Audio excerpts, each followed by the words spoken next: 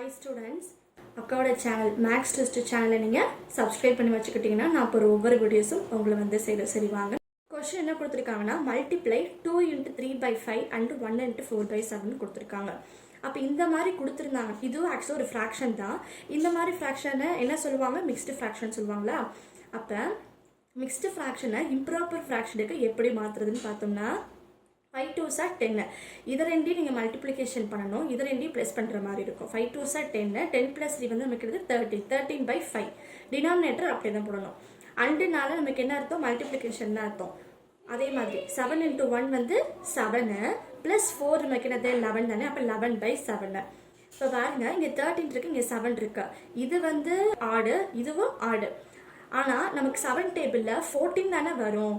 அப்போ இதையும் கேன்சல் பண்ண முடியாது. அதே மாதிரி 5யும் 11ம் இருக்கு, நம்மளால கேன்சல் பண்ண முடியாது. அதனால 13 × 11 இன்ட்டு பண்ணும்போது 143 கிடைக்குது.